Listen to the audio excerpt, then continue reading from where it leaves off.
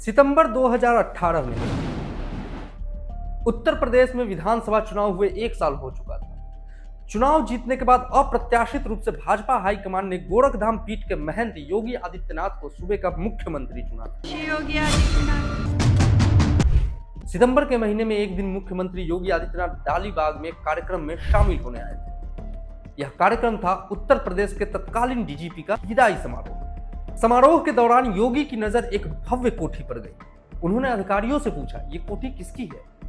जवाब मिला, मुख्तार अंसारी की। योगी चुप हो गए, कोई प्रतिक्रिया नहीं दी। फिर उसी रात मुख्यमंत्री के टेबल पर एक फाइल पड़ी थी, डालीबाग की उसी आलीशान कोठी की वो फाइल थी। और फिर वो हुआ जो इससे पहले उत्तर प्रदेश के भीतर कोई सोच भी नहीं सकता। एक ऐसी कहानी जो उत्तर प्रदेश के मुख्यमंत्री योगी आदित्यनाथ की जिद और जीवटता की मिसाल बनकर लखनऊ की धरती पर खड़ी है। यह कहानी उस बदलाव की है जो उत्तर प्रदेश में योगी के मुख्यमंत्री बनने के बाद आया। भारत माता की वंदे वंदे। नमस्कार, मेरा नाम है रजनीकांत और आप देख रहे हैं द न्यूज गैलेक्सी। लखनऊ का पौष इलाका डालीबाग, कभी यहां एक आलीशान कोठी खड़ी थी जिस पर आम आदमी का जाना तो दूर, नजर उठाकर देखना भी मुश्किल था। यह कोठी किसी बिजनेसमैन, किसी मंत्री या किसी अफसर की नहीं थी। यह कोठी थी यूपी के कुख्यात माफिया डॉन मुख्तार अंसारी। मुख्तार अंसारी यूपी का वह नाम जिसने राजनीति और अपराध को एक साथ जिया। सालों तक उसका आतंक पूर्वांचल से लेकर लखनऊ तक फैला रहा और इसी ताकत की निशानी थी लखनऊ की डालीबाग की यह कोठी। ऊंची ऊंची दीवारों से घिरी, रात को रोशनी से जगमगाती और अंदर हर वह सुख सुविधा मौजूद जो सिर्फ सत्ता के गलियारों में दिखती है। लेकिन दस्तावेजों की जांच में सामने आया कि यह कोठी असल में शत्रु संपत्ति थी। शत्रु संपत्ति उन जमीनों को कहा जाता है जो बंटवारे के वक्त पाकिस्तान जाने वाले लोग छोड़कर चले गए थे, यानी कानूनी तौर पर सरकार की थी, जिस पर मुख्तार अंसारी ने फर्जी कागजात से कब्जा कर लिया था। घटना की जड़ जाती है साल 1947 में। भारत बंटवारे के बाद दोनों ही तरफ के लोग इधर से उधर हुए। बहुत से लोग अपने मकान, अपनी दुकानें, अपनी जमीन छोड़कर दूसरी तरफ रहने गए, क्योंकि उस वक्त जिंदा रहना प्राथमिकता थी। लेकिन जो लोग भारत में संपत्ति छोड़कर पाकिस्तान जा रहे थे, या जो लोग पाकिस्तान में संपत्ति छोड़कर भारत आ रहे थे, वो सरवाइव कैसे करेंगे? ये एक बड़ा सवाल था। तो इसके लिए इन शत्रु संपत्तियों पर कस्टोडियन बिठा दिया गया। इसका मतलब था कि ऐसी संपत्तियां दोनों देशों की कस्टडी में रहेंगी और इन्हें डिस्पोज करके उस व्यक्ति को पैसे दे दिए जाएंगे जो अपनी जमीन छोड़कर दूसरी तरफ गया है, ताकि वो वहां संपत्ति खरीद सके। अब यहां की कुछ जमीनें बेचकर पाकिस्तान को पैसा दे दिया गया। बची हुई ज्यादातर जमीनें वक्फ बोर्ड को दे दी गई। लेकिन पाकिस्तान ने ऐसा नहीं किया। वहां हिंदुओं द्वारा छोड़ी गई जमीनों को विधेयक बनाकर पाकिस्तान ने सरकारी संपत्ति घोषित कर दिया। फिर हुआ 1965 का भारत पाक युद्ध। इस युद्ध में भारत में रहने वाले बहुत से मुसलमानों ने पाकिस्तान का साथ दिया और भारत के युद्ध जीतने के बाद कार्यवाही के डर से भारत में अपनी संपत्तियों को छोड़कर पाकिस्तान भाग गए। इसके बाद भारत सरकार ने डिफेंस रूल में संशोधन करके उन लोगों को शत्रु घोषित कर दिया और उनके द्वारा छोड़ी गई संपत्ति को शत्रु संपत्ति घोषित कर दिया गया। 1968 में भारत सरकार ने इनेमी प्रॉपर्टी एक्ट यानी शत्रु संपत्ति विधेयक लाकर इन जमीनों को भारत सरकार की प्रॉपर्टी घोषित कर दिया। हालांकि इस कानून में भी लूप होल छोड़ दिए गए, लेकिन उस पर फिर कभी बात करेंगे। तो इस तरह की लगभग 7 से 8 लाख स्क्वायर फीट शत्रु संपत्ति भारत भर में पड़ी हुई है। ऐसे ही एक जमीन लखनऊ के डॉलीबाग इलाके में भी पड़ी थी। साल 1990 के आसपास माफिया मुख्तार अंसारी की नजर इस बेशकीमती जमीन पर पड़ी। किसी जमीन पर मुख्तार की नजर पड़ने का एक ही मतलब था कि वो जमीन अब मुख्तार की हो गई। फिर शत्रु संपत्ति के रूप में दर्ज इस जमीन पर मुख्तार अंसारी और परिवार ने अवैध कब्जा कर लिया। इसके बाद फर्जी कागजात बनवाकर इस जमीन को मुख्तार की मां राबिया बेगम के नाम दर्ज करवा दिया गया। बाद में यह जमीन राबिया बेगम ने मुख्तार के दोनों बेटों अब्बास अंसारी और उमर अंसारी को गिफ्ट कर दी और रजिस्ट्री उनके नाम हो गई। साल 2000 से इस जमीन पर एक आलीशान कोठी का निर्माण शुरू हो गया, बिना नक्शा पास करवाए, बिना किसी अनुमति के। सरकारें आती गई, जाती गई, लेकिन किसी भी सरकार में या उसके अधिकारियों में इतनी हिम्मत नहीं थी कि इस कोठी की तरफ नजर उठाकर भी देख सके। फिर आया साल 2017। उत्तर प्रदेश विधानसभा चुनाव में भाजपा ने प्रचंड जीत हासिल की और मुख्यमंत्री बने योगी आदित्यनाथ। सितंबर 2018 में मुख्यमंत्री योगी आदित्यनाथ डालीबाग में तत्कालीन डीजीपी ओम प्रकाश सिंह के विदाई समारोह में शामिल होने गए थे। हर तरफ सजावट और चमक दमक बिखरी थी, लेकिन पास में ही एक कोठी थी, उसकी चमक इस कार्यक्रम स्थल से कहीं और ज्यादा तेज थी। योगी आदित्यनाथ की नजर उस कोठी पर पड़ी और उन्होंने यूं ही अधिकारियों से पूछ लिया कि यह कोठी किसकी है। अधिकारियों ने उन्हें बताया कि माफिया डॉन मुख्तार अंसारी की ये कोठी है। योगी जी ने चुप्पी साध ली और कार्यक्रम खत्म होने के बाद अपने कार्यालय की ओर निकल गए। कार्यालय पहुंचते ही मुख्य सचिव को इस कोठी की जांच करने का आदेश दे दिया। मुख्यमंत्री का आदेश था।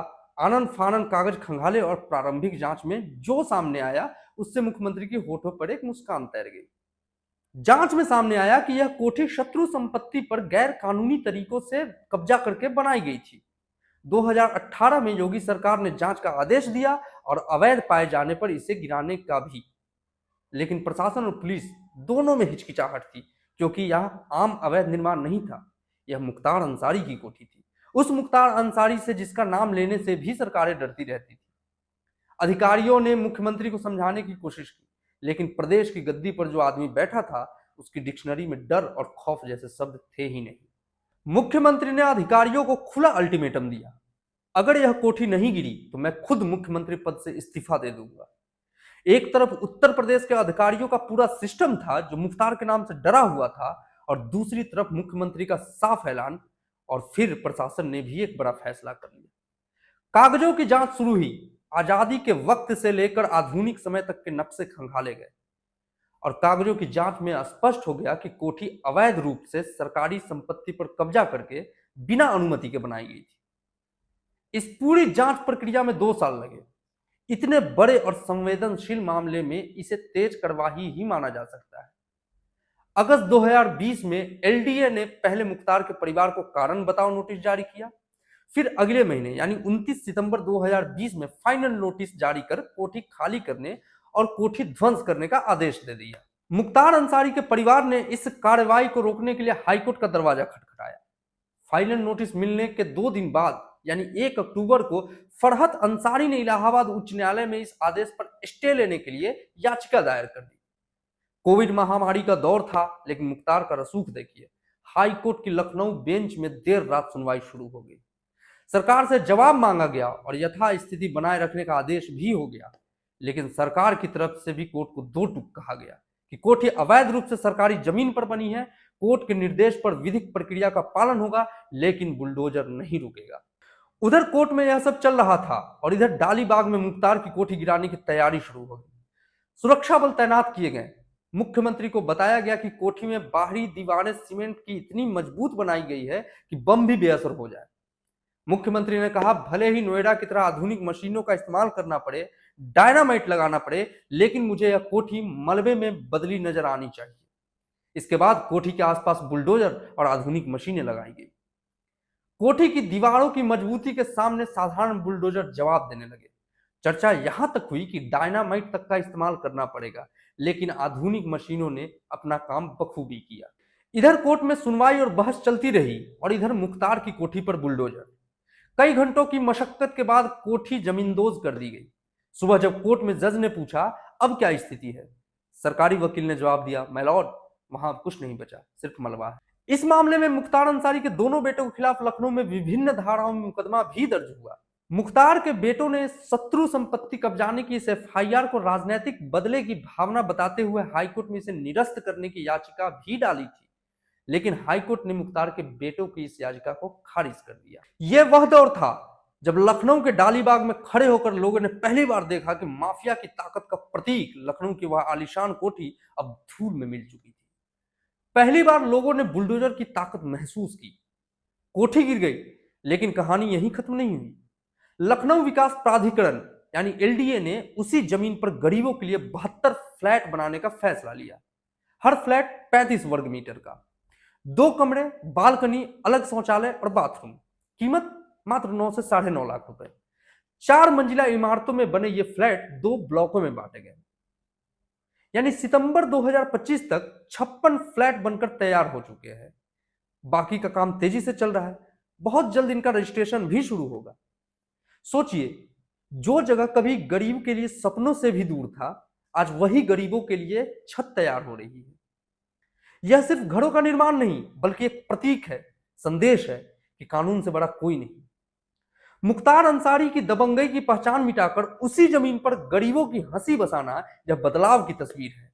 आज यहां खड़ा हर ईंट पत्थर गवाही दे रहा है कि अपराध से अर्जित संपत्ति टिकती नहीं। मुख्तार अंसारी की कोठी मिट्टी में मिल चुकी है और उसी मिट्टी से गरीबों के लिए नया जीवन खड़ा हो रहा है। असली ताकत किसी को डराने में नहीं, बल्कि किसी को घर देने में है। नमस्कार।